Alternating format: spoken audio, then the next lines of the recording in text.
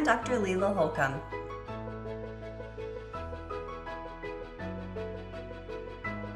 I'm here to help you as you support your young readers at home. A parent has asked the following question of me. How do I help my second grade deaf child become more of an independent reader? My child enjoys reading with me, but they seem less interested in reading by themselves. I want to make sure that they're getting enough practice. That question's been asked of me, and I'll provide a response here.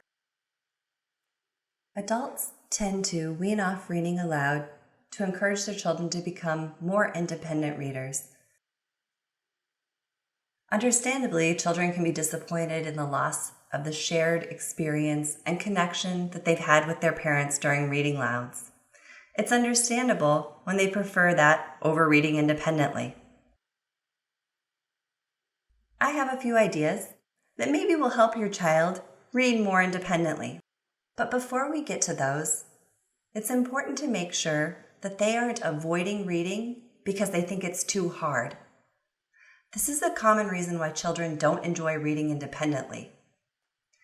Make sure that you pick books that are appropriate for your child's reading level, which may or may not be the same as their grade level.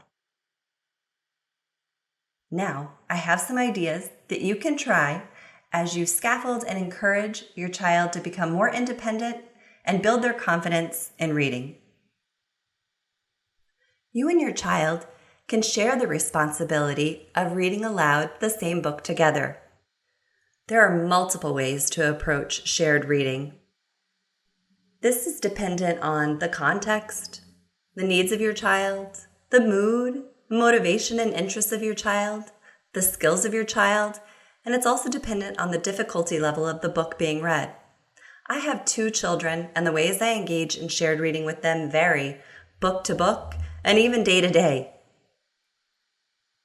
Now I will be modeling shared reading with my deaf nephew, Thoreau. He's in 2nd grade.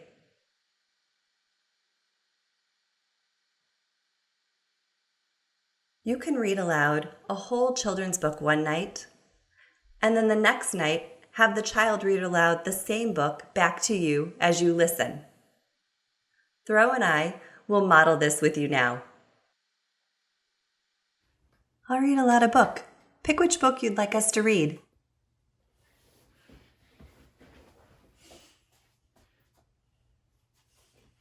Okay.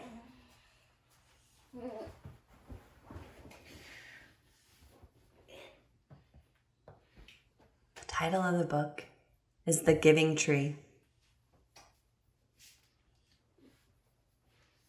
Do you see the apple? Why is the apple being given? Maybe the little boy's hungry. He needs food, so he's receiving some apples. Let's see what happens.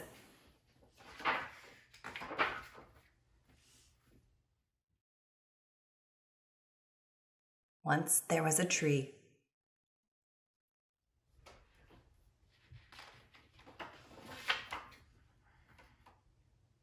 And she loved a little boy.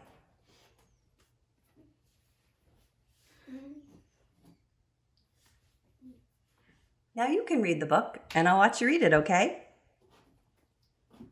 Okay, I'm ready to listen to your story. The giving tree. What's coming off the tree? I think the tree accidentally dropped the apple. Let's see.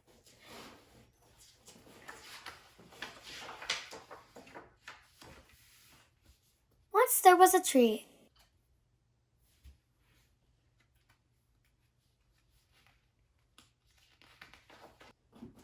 And she loved a little boy. Another idea is to read a chapter book together, with you reading aloud one page, and then the child reading aloud the next page in the same chapter book. You can take turns going back and forth, each reading a page of the chapter book aloud to each other. If the child doesn't know a word or is struggling to translate the idea as they're reading aloud, take that opportunity to discuss with the child these elements. We've been reading The Bad Guys book. I've been reading that for a little while. Go grab that book. Let's read it together. Yes, that's it. I think we stopped on page 22. Yeah, 22. That's it.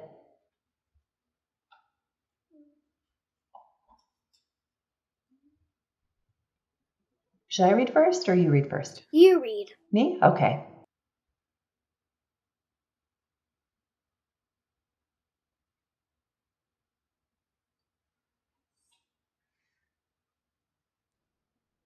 Look at this face.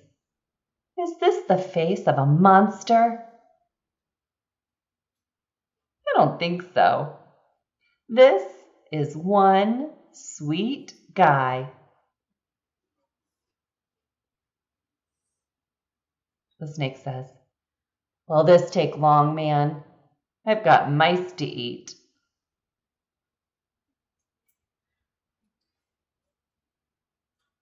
It's your turn on this page.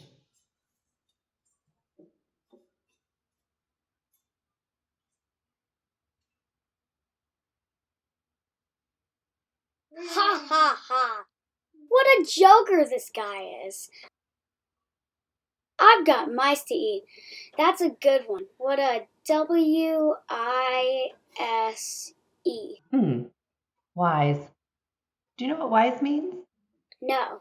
It's a person who's smart and responsible. They're mature and make good decisions. We tend to see those characteristics in a person and think, they're wise. Oh. Okay, you go ahead and read that again. What a wise guy. Ha ha ha ha ha ha. That's funny. Knock, knock. I have another idea. Maybe your child has a book that they really enjoy reading independently. You could ask them, would you read aloud that book to me so I can listen to you read it? Let me show you an example. Have you been reading a book? I'd be interested in watching you read aloud that book to me. Sure. The title is Be Kind.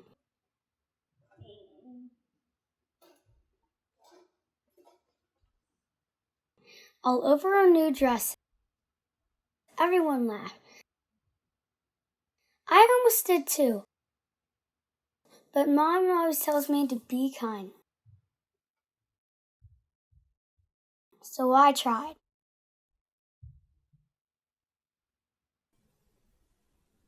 Isn't it nice to mock somebody? Have you had somebody make fun of you before? How'd you feel? I felt sad, very sad. Yeah, that's happened to me before too. I think it didn't work, I said. Purple is my favorite color.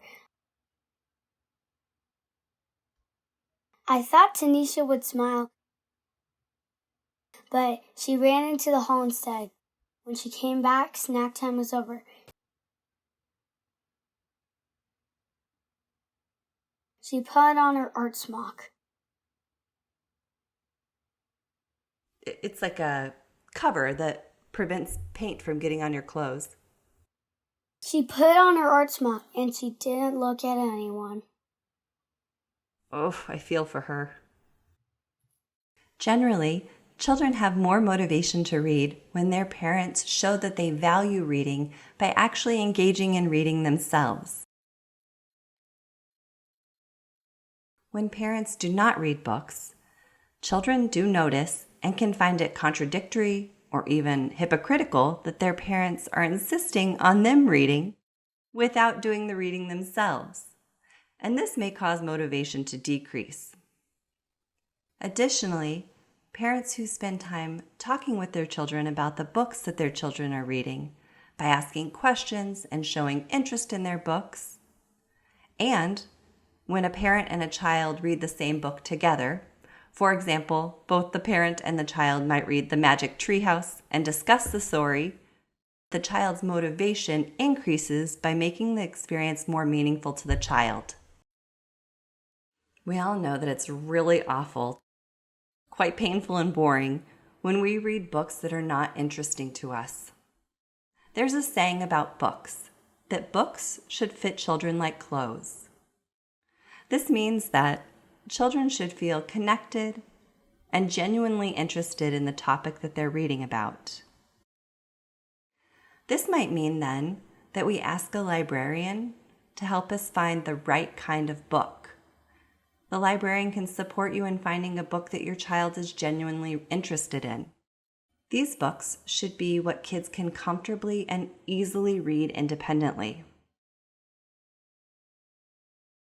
My child, for example, loves graphic novels, and that's great. The books that we select don't need to be novels with lots of text. They can be any form of literature, picture books, graphic novels, as long as kids are enjoying the stories and enjoying reading. It shouldn't be a struggle for the child. At school, they're often reading because they have to read, because the school is following a curriculum that the child will be learning about. But at home, we're engaging in reading for pure enjoyment rather than for the academic task. And that's the most important gift that we can give our children when supporting them with reading. Also, having a regular time when both the parents and the child pause everything. Technology use, cooking, working, everything is paused to engage in shared reading or read books independently, but we are together. This can be a good routine to have. I personally like to do shared reading from 8 to 8:30 every evening, and then have everyone read independently from 8:30 to 9:30 before the lights are out. Each family is different, and you can figure out what works best for yours. Happy reading! For more information about teaching reading, please visit readingrockets.org. Reading SOS is produced through a partnership of the National Education Association and WETA.